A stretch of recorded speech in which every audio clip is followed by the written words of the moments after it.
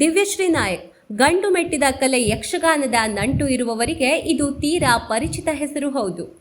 ಮೊದಲ ಮಹಿಳಾ ಚಂಡೆವಾದಕಿಯಾಗಿ ಗುರುತಿಸಿಕೊಂಡಿರುವ ದಿವ್ಯಶ್ರೀ ನಾಯಕ್ ಇದೀಗ ನಟಿಯಾಗಿ ಬಡ್ತಿ ಪಡೆದಿದ್ದಾರೆ.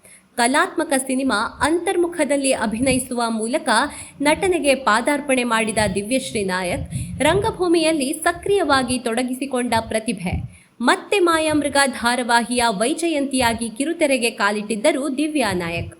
ಮುಂದೆ ಗೃಹ ಪ್ರವೇಶ ಧಾರಾವಾಹಿಯಲ್ಲಿ ಶಾಂಭವಿಯಾಗಿ ನಟಿಸಿದ ಈಕೆ ಖಳನಾಯಕಿಯಾಗಿ ಮಿಂಚಿದರು. ನೆಗೆಟಿವ್ ಪಾತ್ರದಲ್ಲಿ ನಟನೆಗೆ ಅವಕಾಶ ಜಾಸ್ತಿ ಎಂಬುದು ಈಕೆಯ ಅಂಬೋಣ.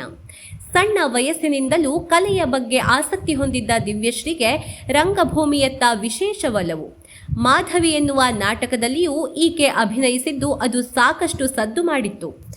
ನಟ ನಿರ್ದೇಶಕ ಶಿವಧ್ವಜ್ ಶೆಟ್ಟಿ ನಿರ್ದೇಶನದ ತುಳು ಸಿನಿಮಾ ಕೊರಮ್ಮದಲ್ಲಿಯೂ ದಿವ್ಯಶ್ರೀ ಪ್ರಮುಖ ಪಾತ್ರಕ್ಕೆ ಜೀವ ತುಂಬಿದ್ದಾರೆ.